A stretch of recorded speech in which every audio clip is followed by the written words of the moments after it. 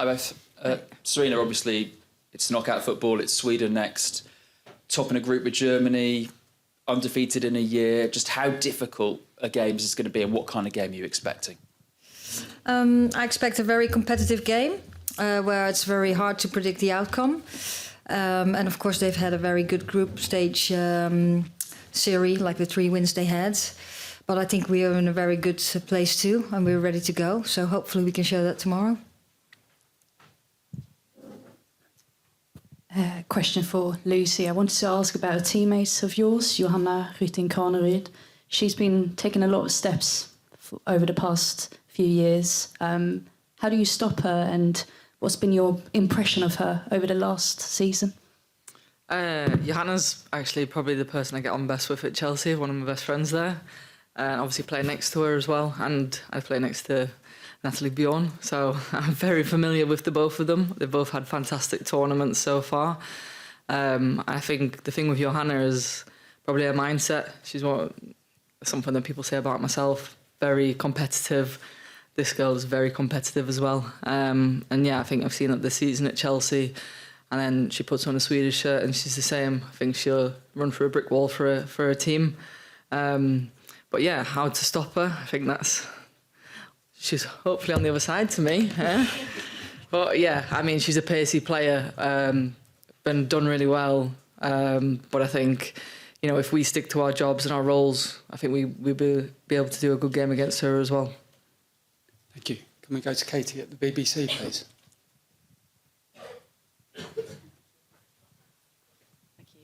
Thank you.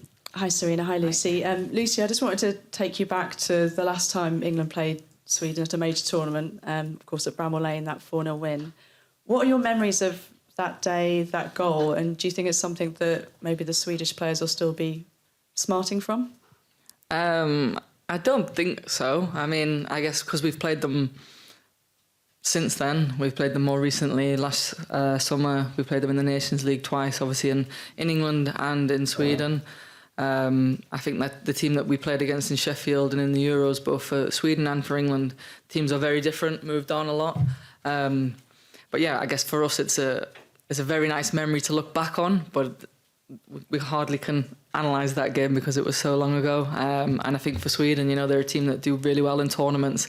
I can't imagine they'd be too focused on just one defeat against England many years ago. Thanks, Katie. Just behind you, please. Thanks. Question for you both. We know that Love Island has been part of the breakfast chatter. Just curious to find out who you think would do well in the villa out of the squad and why. I have no idea what you're talking about. Lucy? Go ahead. Do you want me to say a player? No. No. No. Not me, that's for sure. OK, thanks. We can go across to Kat from the eye. Thank you. Hi both. Question for you, Sarina. At the last World Cup, by the quarterfinals, you were the only female head coach remaining.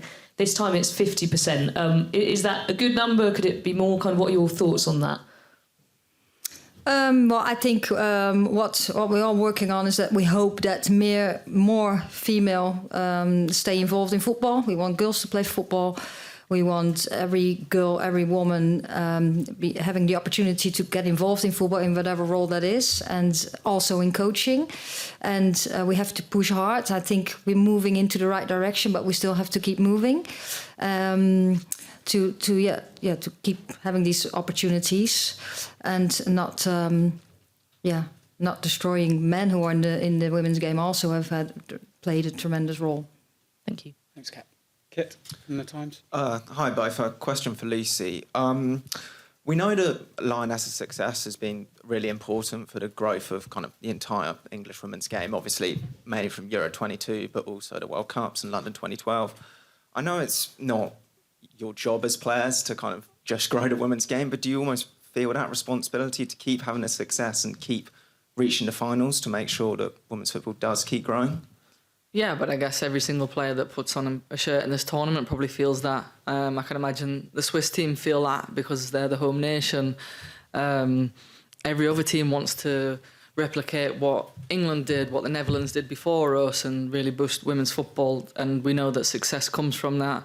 We know that we're very fortunate in England that when we have success, it really does explode. And I think it's what we want all over Europe and all over the world. Do we necessarily see that as the reason for winning? Not really. My main reason for winning the tournament is to lift the trophy. But yeah, as part and parcel of success, it helps build the women's game, and that's something that obviously being in England, I want to happen in England more and more. Thanks. Thanks, Kit. Emma from BBC. Thank you. Hi both. Question for Lucy. I just wonder, Sweden are so strong in wide positions. You were speaking about Johanna before, but likewise on the other side. Will you have to maybe adapt the way that you play, because you're usually playing, so far forward, you like to be attacking? Will you have to maybe hold back a little bit more than what you have done? I do whatever she tells me to do. So if you analyse the game, I'm in positions that's for the team, for the benefit of the team, for the players around me. I like to attack. I also like to defend. I can do whatever roles asked of me, whether that's from Sarina or the players around me. We know the threat that Sweden has, and obviously that's a lot in wide positions. But at the same time, we're a good team. We're a top team. I think you don't want to change too much, because you want to give to the game what we're good at. So I think we're very much focused on our strengths and what we can bring to the game. Thanks, Emma. Tom? Tom from Daily Mirror, please. Hi both. Question for Lucy. After the France game, there's obviously a lot of noise around the England team and how you'd respond. I feel like a lot of the conversation just out here in general has been the Sweden-Germany game and how dramatic that was. Does it feel like the pressure's eased a bit? You can kind of focus on your own game with other teams being the centre of attention? I think we never made ourselves the centre of attention. I think that's a lot of the noise from the outside. I think coming off the back of the French game and having a lot of talking points, I think actually brought the team closer together. I think you saw that then in the two performances that came from that. We're not too focused too much on noises around other teams or ourselves. We're only focused on what we do on the training pitch, what we do in games, how we recover, how we perform, and how we lift each other up. Thank you. Thanks, Tom. Susie at The Guardian. Hey, both. Lucy, how much have you enjoyed having LJ in front of you in these past couple of games, particularly the Wales game? It really, like you, her and Ella formed like quite a formidable kind of trio. Yeah, I mean, LJ is a world-class player, and obviously Tooney's having a sensational tournament as well, so it's easy when you've got two players like that playing in front of you. I find it really easy to play with players of that quality. But yeah, it's fantastic that they're on my team and not the other team. And they're both really growing into the tournament, both key players at England, but I think most of our players are key players when you look now at the goal scorers and the goal creators and every part of the game. So for me, it's fantastic to play with those kind of players, and I just long may it continue that they have fantastic performances and just keep getting better and better. Thanks, Susie. We'll just go there. Yeah, perfect. Hello, ARD TV Germany. Question to both, please. As it might become a game of the goalkeepers, how do you rate Hannah Hampton's performances so far, and what significance does she have for the team? How I rate, I think she plays an important role for us. She's done really well, also growing into the tournament. And of course, the first task is to keep the ball out of the back of the net. But she also is very good with her feet, what we have seen, and she can be the extra builder when we start our build-up. Thank you. Do I answer that as well? Yeah?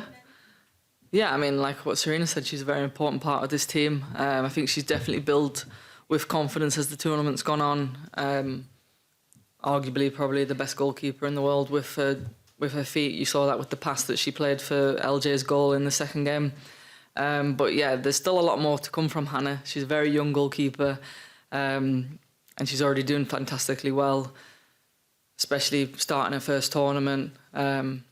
She's done really, really well. Key player for us, and yeah, again, like I've just said about Tooney and LJ, a player that I think we can see so much more from, and her just growing and getting even better and better. Thank you. We'll just go in front to Charlotte at The Athletic. Thanks. Hi, Lucy. A lot of players spoke about sharing their why in their pre-camp whether that was because they missed previous tournaments or doing it for family members. What's your why now that this is your 7th major tournament? My why's always been the same. I mean, I'm very fortunate that my family get to follow me around and support me, but I'm someone who's based off of hard work and enjoying it. My why was that I just love working hard and I love the game. It's as simple as that. I think sometimes, I guess when the media gets involved and everything around the game, but I started playing football because I love it.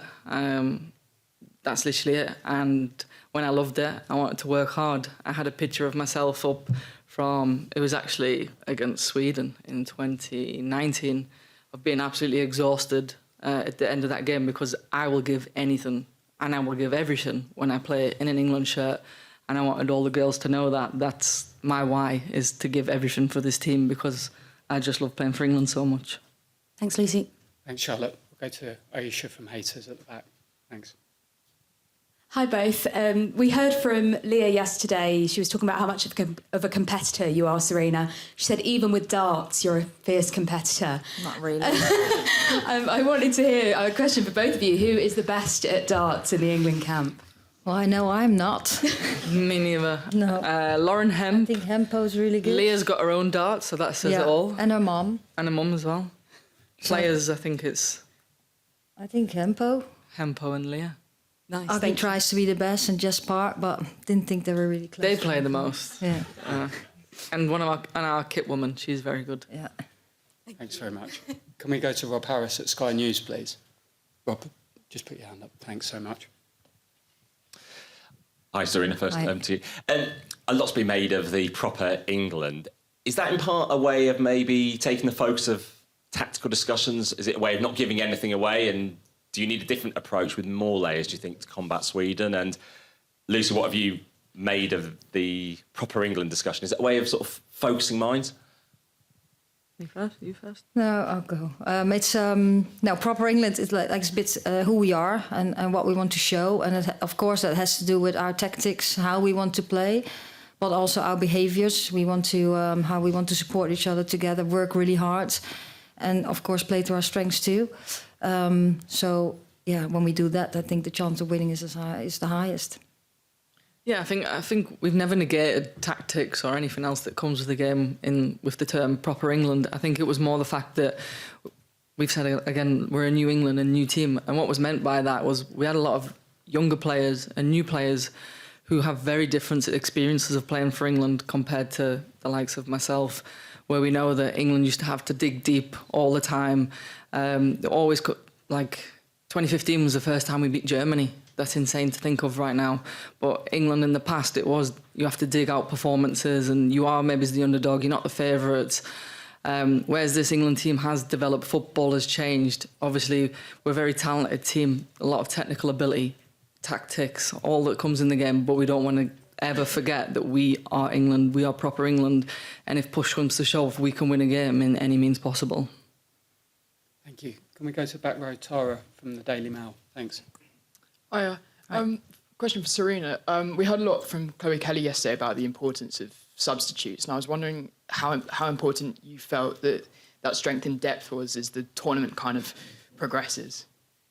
Yeah, I think that's very important because you can change in the game. You can bring players in the same position that have different attributes to the game. So you can change tactics a little bit. You can change combinations a bit, but still keeping the levels up and try to harm your opponent. So I think that's key. And of course, it's key then that they're ready to come in, and that's what they are. Thanks. We'll go to Catherine next to Tara. Thanks. Catherine. Hi, Sarina.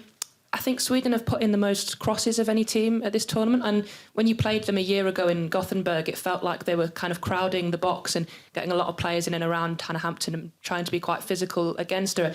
Are you expecting a similar kind of approach tomorrow? Yeah, that's what they want to do, of course. We know they have some qualities. They're good in the air, and they want to give the crosses. They have some speed up front too. So we're going to try to prevent that. And of course, that it helps when we have the ball a little bit more than they have. But we expect what you say and some more of that. Thanks very much. Vicky from BBC.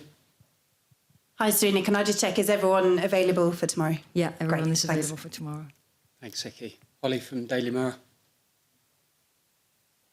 Hey Lucy, when we spoke to Sweden earlier this week, they actually said that 4-0 defeat at Bramall Lane is still in the back of their mind and they would see beating you tomorrow as revenge. When we spoke to fans today, they basically, the England fans said, bring it on. And I know you've said that, you know, the excitement of a tournament is that you never know who's going to win. So I just wondered if your attitude to that is also bring it on and if that'll make it a more exciting game. I think it'll be an exciting game regardless of the history of the teams, just because they're two talented teams. I think, as Lani said, someone mentioned that she said in an interview that it's going to be a fun game, and my interpretation was this is two teams that are in this game to win it, no sitting back, both very talented, athletic, physical, everything that you think of in a football game could happen because both teams are at that level. So for me, I just look at it that way. I'm not sure which players said they were thinking about the semi-final because that wouldn't be me. Thank you. No. Can we go to the back row, please? Hi, Sarina, Uma from TalkSport. Obviously, the tournament's getting quite into the knockout stages now. It's getting a bit tense. You always strike me as someone who stays calm on the sidelines no matter what happens. And I wanted to ask you, how do you do it? What is it that helps you to stay calm? To us, anyway, it feels like you're staying very calm. Yeah, yes, I try to stay calm. Of course, sometimes I feel the intensity too. But I have a task to do, and then it's better when you're calm and you can observe better and you can collaborate better with the staff on the side and connect with if possible, connect with the players on the pitch. So you're just trying to stick with your job, what you have to do, and trying to be as less emotional as possible. Thanks. Can we go to Michael from The Athletic, please? Thanks. Hi, Lucy. You used to play full-back for Barcelona with Fridolina Rolfo on the other side. General pattern was you often got praised for your defending. She often got praised for your attacking. For her attacking, would you like to show that you can push forward and influence the game in attack as well? I think I've showed that in my 15-year career, to be honest with you. I mean, that's what I've just mentioned in one of the previous questions, is that the role that is asked from me from the coach at Barca was to be in a back three, to let Frido attack high. It's different in different teams. You play the role that you get given. I think for me, I'm quite adaptable to be able to play different roles. Obviously, everybody loves to attack, but I also do love defending. It's just whatever the system, I guess, shows you or gives you. And I enjoy them just as much as each other.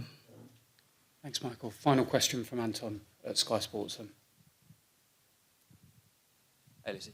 You mentioned what Kosovo said about the intensity and what kind of game you mentioned. You mentioned the fact that when you played Sweden, you had nothing left in the tank previously. Is this what you're expecting tomorrow? And how exciting is that as a tenacious defender? Is that the kind of game that you want?